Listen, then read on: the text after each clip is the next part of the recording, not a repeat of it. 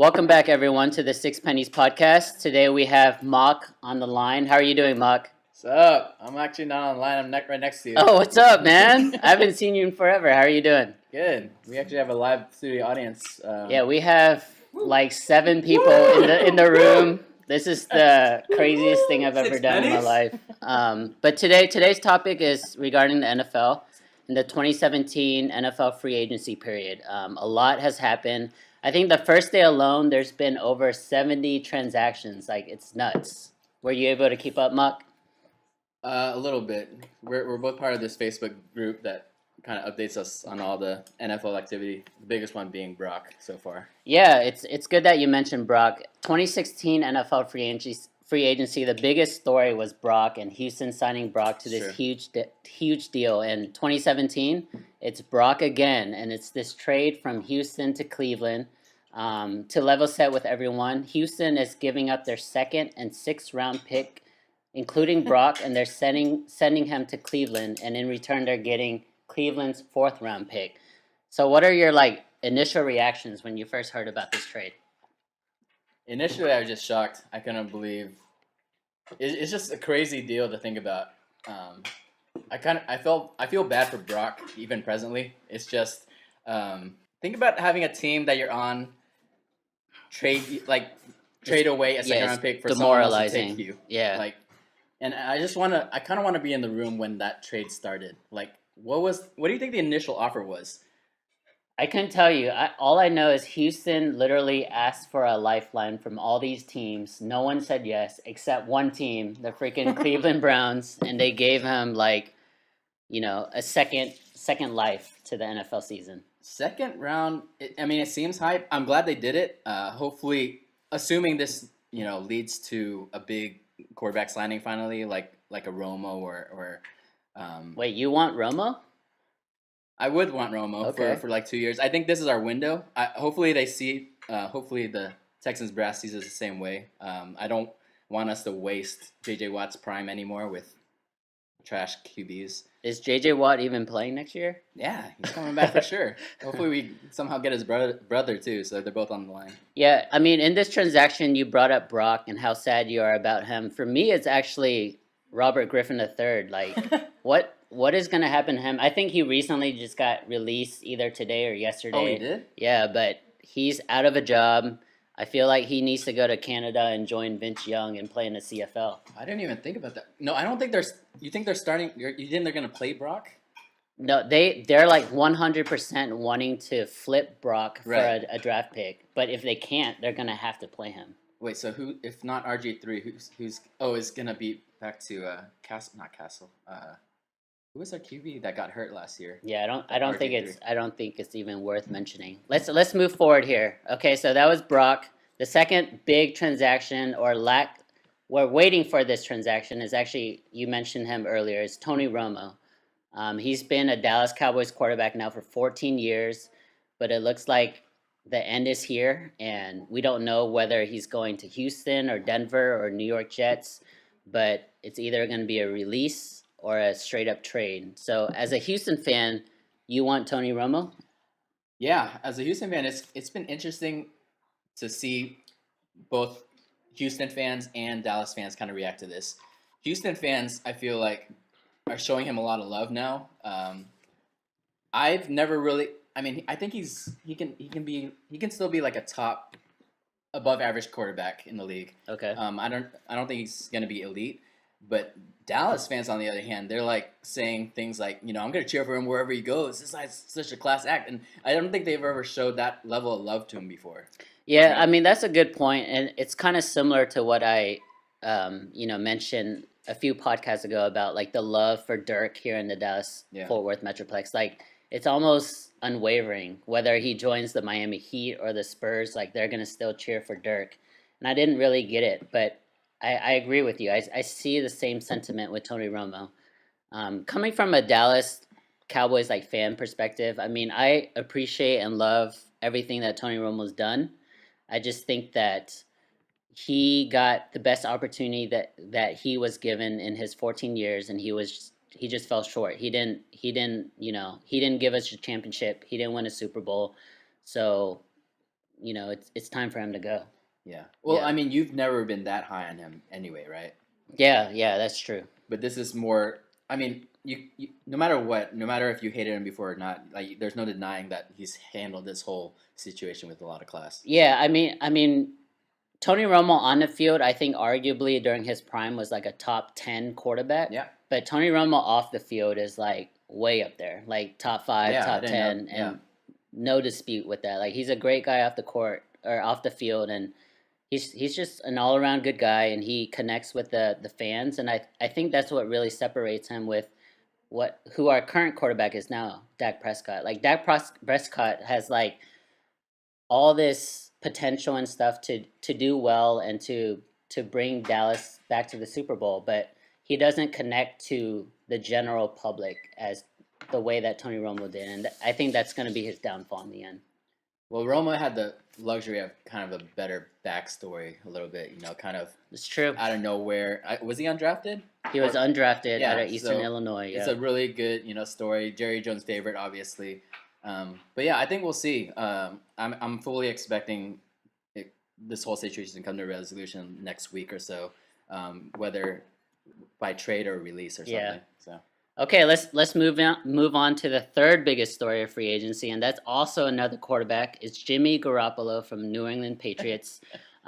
He is the backup to Tom Brady, and he's, everybody, fans, front offices, they love this guy. They think he can be the second coming, basically, and he can lead a franchise either to playoff success or Super Bowl success or whatnot. But he's definitely the biggest star out there. But the crazy thing is, last night he was out on the town in Chicago. He went to a Blackhawks game. He went to a hockey game, enjoyed his time with his friends. They went out on Michigan Avenue until like 4 or 5 a.m. And obviously, they did adult stuff. And basically around 4:30 a.m., he posted on his Instagram saying farewell and goodbye to the New England Patriots fan base and how he appreciated all their support and everything. And then about 4 hours later, he deletes the post with no mention of sorry or it was a mistake or anything like that. So it blew up Twitter, it blew up social media, and no one knows what the story is with Jimmy Garoppolo. It's really weird. I heard that he said, he claims his Twitter account got hacked. Which I hate that response. I think it's such a cop-out. Like, who's hacking players' Twitter accounts? They make it seem like there's some Russian spy in the background, trying to get in on this drama. But I don't know. I think he has the potential to be top 10. Yeah, I'm pretty high on him. Just from what we've seen with the Patriots. With Brady being at the first 4 games this past year. So as a Texans fan, I mean, you guys are very, very close to a Super Bowl contending team. Would you rather have a 37-year-old Tony Romo or a 25-year-old Jimmy Garoppolo? I think I'm gonna have to go with Jimmy, just because I assume we can sign him for a longer term, and this might finally give Coach O'Brien a chance to prove that he's this quarterback guru that everyone says he is. The QB whisperer, yeah. All right, let's move on to the rest of the free agent signings. There were a lot in that first day, like I mentioned. I think the biggest contract I saw from that day was actually the Texans cornerback, A.J. Bouye. He went from Houston to Jacksonville. How do you feel about that, and do you think that's a big loss for the defense? It's a big loss for the defense, but I will say probably most NFL fans don't even know who he is. He was our nickel corner. He's our kind of third guy. He wasn't even starting? He started this past year a lot because we had a ton of injuries on the front line, including our first round rookie from this past year, Kevin Johnson. I like him a lot. Jags, I wouldn't spend that much money on him, and so I kind of saw the writing on the wall with Texas not being able to afford him for 60-70 million. But I'm glad he got paid for sure. Yeah, it was a 5-year, $67.5 million contract. I didn't know who this guy was beforehand, but that is a lot of money. And speaking of cornerbacks, the reigning Super Bowl champions, New England Patriots, they actually picked up another number 1 quarterback in Stephon, I think is how you pronounce his first name, Stephon Gilmore from the Bills. His contract is 5 years for $65 million. So as of right now, they have Gilmore and Butler both on the team as number one cornerbacks. Do you think that's going to work? Can they coexist? So I was pretty high on Butler, but I think he's gone from being super underrated to super overrated now, like kind of overnight. We all know that championship-winning touchdown he made a couple years ago in Super Bowl against the Seattle Seahawks. But I I think they're going to trade him. I thought he was going to be included in that trade that they just did for Brandin Cooks, but I guess not. Yeah, I mean New England picking up that's a great segue into, one of the trades New England did today was picking up Brandon Cooks and basically giving up like a second round pick, and it's not even that high of a pick because, they're the champions. So it's really like the 70th overall pick for this number one, number two receiver who's going to play like the Wes Welker mold. Yeah, it is interesting though because for as far as back as I can remember, like the Patriots are the team that's always trading away their picks. And here, this one, trading down, point, continually trading down. But this one, they're finally giving up a relatively high pick for them, at least, second round pick for Brandin Cooks, a guy who kind of wore out his welcome a little bit in New Orleans. I think Drew Brees proved this past year that, he can pretty much throw it to anybody, right? I think he still threw for a ton of yards this past year with a bunch of rookies on the team. Yeah, so me being a Cowboys fan, I'm really big into NFC East. I'm in tune with what's going on there, and what's been crazy recently is all of the movement regarding the wide receiver position. From the Redskins' perspective, we've seen DeSean Jackson and Pierre Garcon leave Washington and Kirk Cousins, and they got paid. Pierre Garcon to San Fran and DeSean Jackson to Tampa Bay. What are your reactions to that? I don't know what the 49ers are thinking at 5 years, 47.5 for Garcon. I don't think he's that good. I guess he's more of a possession guy. He's okay in that role, I guess, but he's not really a difference maker in my mind. DeSean Jackson, I like that move a lot to the Buccaneers. I think he's going to pair really well there, and they're going to finally have a deep threat and a second receiver. Yeah, him and Mike Evans are going to be a handful to deal with. I don't know I don't know if any team can really deal with them. Another move in the NFC East regarding wide receivers is Brandon Marshall. He is teaming up with Sterling Shepard and Odell Beckham Jr., Eli Manning, and being their red zone threat for them. So that's going to be really scary. Yeah, they look pretty good. Their offense does. I think they were kind of underrated all year. At least underlooked all year this past season. But I had them as my dark horse this past year. So this hopefully gives them more weapons, and just hope the chemistry works out between all those receivers. And then finally, we have the Philadelphia Eagles. So they have Carson Wentz. They're really high on him. He's entering his second year. He had a pretty good rookie year. They're expecting a really big jump in the second year, and now he has weapons. He has, incumbent Jordan Matthews now. But he also has Alshon Jeffrey and Torrey Smith as their deep threat. Yeah, I'm also very high on. Wait, what's his name? Carson Wentz. Yeah, I'm also very high on Carson Wentz. I think he had a spectacular first 5 games of the season. He hit a rookie wall somewhere in the middle there, and then but the team around him just kind of fell off as well. But now at least he has someone to throw to, not just Jordan Matthews. Jordan Matthews, I had him on my fantasy team. He's a decent guy as kind of a move the needle, move the sticks a little bit, but getting a player of Alshon Jeffrey's magnitude, kind of still in his prime, is huge. Yeah, we just don't know if he's gonna get hit with performance enhancing drugs, suspensions, or ankle injuries. Was this past year. Yeah, so that's the thing. It's only a 1-year deal, so out of the 1 year. We don't know how many games they're going to play, but from a Cowboys perspective, with Dallas losing basically their entire secondary, it's actually really scary for me to think about. Yeah, so let's move on from the wide receivers, and let's move on to some ex-Houston Texans quarterbacks.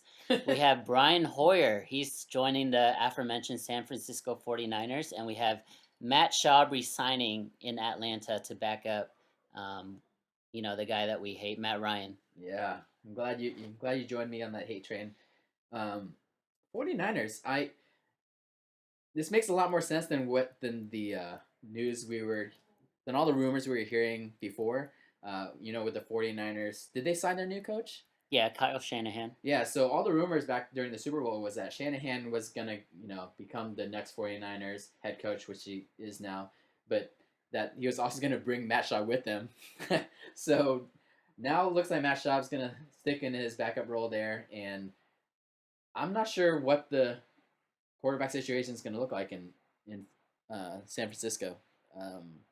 Hoyer, I guess right now it's going to be Hoyer or they ended up cutting what's his face, right? Yeah, they cut Colin Kaepernick. Yeah. Yeah. So, and I mean that whole team's a mess. They never should have fired that coach. Jim Harbaugh. Yeah. Yeah. I mean, with that being said, they went through a bad 1 to 2 years, but they hired Kyle Shanahan this year, and it looks like they're completely rebuilding the team, the mindset, everything around that whole organization. Like we said, they picked up Pierre Garcon, Brian Hoyer, also Marquise Goodwin, Hookem, Yeah. Malcolm Smith, Robbie Gould, Logan Paulson. Like, they're completely building their team from scratch again, and who knows, like in a year or two, maybe they'll be good again. Yeah. I mean, I'm personally looking forward to this next year. NFC South is going to be interesting. Bucks, I think, really loaded up, so it's going to be pretty close race, or it should be, assuming Jameis Winston takes a step forward instead of a step back. But them and the Falcons are kind of 1-2 punch right now. And we all know Drew Brees can still put up the numbers. Yeah. I also want to jump over to your conference, the Houston Texans, the AFC South. Yeah. Jacksonville, with their billionaire owner Shadid Khan, he decided, what, he's tired of losing. He wants to spend as much money as possible, and he's completely rebuilt their defense. They picked up, AJ Bouye from Houston, Yeah. Calais Campbell from Arizona, Mm-hmm. Barry Church from Dallas, and Prince Amukamara.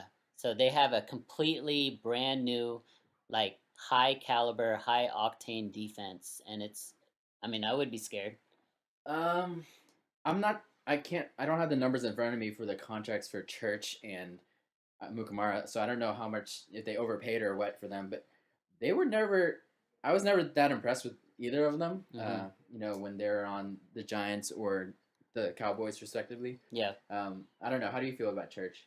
I mean, Church to me I think he's a pretty solid starter. I think he would start on most teams in the NFL. He just doesn't have the ball skills to really make a difference from the safety position. Like, he's not gonna be Earl Thomas or Palomalu or someone like that. He's just gonna be that guy just that a plays, solid guy, not necessarily like he's just gonna playmaker. he's just gonna play in his lane. He's gonna make the tackle, but he's not gonna strip the ball or intercept the pass for you. So that's his downfall. Yeah, we'll see. Personally, as a Texans fan, talking about the AFC South, I think our defense definitely overperformed last year. I was pleasantly surprised, obviously, but I'm excited to hopefully get J.J. Watt back healthy, and I think that D-line will be a force to reckon with, assuming he's healthy. And as long as we get a real QB, and I hope the Texans brass isn't planning on going forward in the season with Tom Savage. Tommy, he had a hell of a game against the Jaguars, but don't let that fool you. Like, he's not better than Brock. Yeah, they're like right there, they're the same level, except Brock just has a ton more money. Yeah. So next, I want to kind of go through the winners so far in free agency. There's been a lot of moves, like I said, but there's been winners and losers. Obviously, the biggest loser to me is Cleveland and picking up Brock Osweiler for $16 million. But some of the winners I thought, were Philly. We mentioned how they picked up Alshon Jeffrey and Torrey Smith. Oh, yeah. They also have a brand new guard and Chance Warmax to protect Carson Wentz. So they have someone to protect Carson and then people for Carson to throw. So it looks like they're on the way up.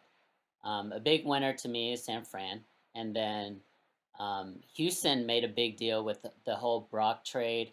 I think it's amazing that they were able to get rid of Brock. I'm not like that against Brock Osweiler. It's just he doesn't live up to $16 million a year. Yeah. And he's not going to live up to that contract ever. So. Yeah, looking back, I'm still happy at the chance that we took on him. Mm-hmm. I like, the Texans spending a lot of money last year on between him and Lamar Miller. It just didn't work out. Like he turned out he's not accurate when it comes to the short and intermediate routes. He throws a decent deep ball, but when you have a receiver who has no hands like we do, like it doesn't really make sense for us to spend all the money. And a ton of his interceptions this year were when he's trying to force it on DeAndre Hopkins, and he makes bad decisions and he's not accurate, which is a pretty deadly combo. I mean, I would say that a lot of his, deficiencies as a quarterback also had to do with their offensive line, whether injuries or just not living up to expectations. If you were to pick up Tony Romo, do you think that's something you guys need to worry about? Because he is 37 with 3 back surgeries, and he's not as mobile as he used to be. So one good thing about Romo, as opposed to Brock, is Tony can at least knows when to get rid of the ball. Like he has that internal clock. Brock would hold on to it, yeah. And even on the plays where the play breaks down, when the play breaks down normally, and the QB has like more than 5 seconds in the pocket to scramble around and everything. Normally, that's a real positive advantage for the offense, but in Brock's case, that's when he like made his worst decisions. Like he had more time and he still like threw in double coverage. It's kind of ridiculous. At the same time, though, I will say Brock got too much of the blame. Like if you look back at the tape, like back at the replays, like a lot of those plays, he held onto the ball too long. Like our receivers weren't getting open. Like you could single cover him, and that's the issue. And he would just have to force it into like his biggest target, which happened to be CJ Fedorowicz or whichever tight end is out there. So it's not all his fault, but he definitely wasn't set up to succeed either. So yeah, that's a good point. Even for all of Tony Romo's faults, I will say one thing that he has going for him is he's able to bring up the wide receivers around him. Yeah. Terrence Williams became a legitimate number 2 receiver in NFL because of him. Laurent Robinson got paid like $40 million because of him. Is he still in the league? He is no longer in the league. He no longer had Tony throwing it to him, and so he's no longer in the league.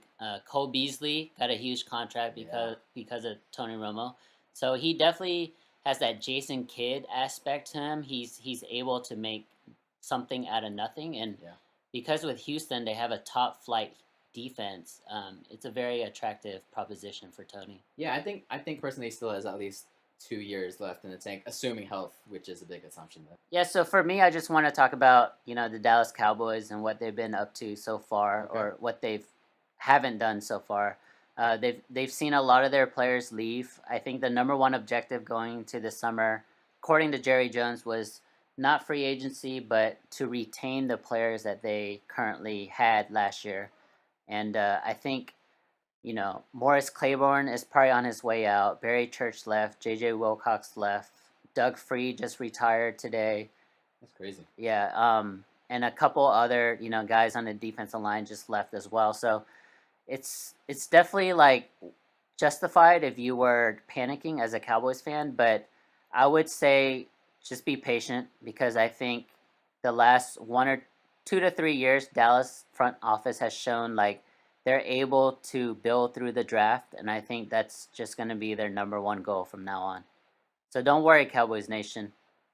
Yeah, I mean that's a good point. I kind of wonder if Romo is almost distracting him too much. Like I wonder what the end game is there. Like it sounds like he's really reluctant to trade him or to cut him or to do anything with him. But it's kind of he loves Tony. Yeah, but at the same time, like he's kind of losing players left and right. Yeah. Like rotation guys, like important people from this past year. But at least, your quarterback situation seems stable, and running back, obviously, both of them are really cheap contracts right now. Yeah, relatively. we need to reap the benefits of their rookie contracts before they get paid in 2 to 3 years. What's the status of Houston? What do you think their outlook is for 2017, 2018? I'm pretty high in Houston. I mean, it all sways on whether or not J.J. Watt comes back healthy, or at least, or just a shell of his old self. I know obviously work ethic is nothing that I'll ever have to question with him. So I know he's going to do everything he can, but I mean, back surgery is no joke. Are you guys going to pick up his brother? I hope so, but I mean, everything that I'm hearing, he's going to go pretty high, so I don't know if really? we can. Yeah, they're talking about his vertical, and he's apparently like 250 with like a 37, 39 inch vertical. So so he's like his brother. So he pretty much killed it at the combine, which should really help his draft stock. Should be interesting to see where he goes. I do like him already just because he came out and just said like he thinks his brother J.J. Watt is the best defensive player to ever play the game. True. Which he was on the track for that for sure. I think. He was. Yeah. So all that said, yeah, get well soon, JJ. Come back strong. Yeah, JJ and Clowney is a crazy 1-2 punch, and Houston is going to be tough to handle with. I think if they were to pick up Tony Romo, they are 100% legitimate Super Bowl contenders. Hope so. Anything else you want to touch base on, Mok? I mean, you mentioned San Francisco as a winner. They are active. They're active. Yeah, they're very active. I think they're spending all their money in the wrong places. Pierre Garcon and Hoyer, and they've picked up a big name fullback, but I don't know. It's kind of like when a guy and a girl first break up and they just like go crazy. They either like go out all the time or they just go on like all these dates with these random people, and I think that's basically San Fran right now. They are out of whatever they were in with Chip Kelly, and now they're just gonna spend and completely rebuild their team. I mean, the NFL is better when the 49ers are good. So, as a Cowboys fan, I want them to contend again. Yeah, and you're not a big fan of Seattle either, right? Oh yeah, I hate Seattle. Yeah, so anything to kind of make their road a little more difficult. Yeah, I mean, for the NFC West, I always pull for the Cardinals just because I love like Patrick Peterson and Honey Badger, but Carson Palmer fell off then. Yeah, Carson Palmer's done. But he's coming back this year, so we'll see. I think he has 1 year left. Larry Fitzgerald probably has a couple years left, and then that's it. That's it for the Cardinals. All right, guys. Thank you so much for joining our podcast. Please follow us on Facebook at Six Pennies Podcast and subscribe to us on YouTube. Thanks, guys.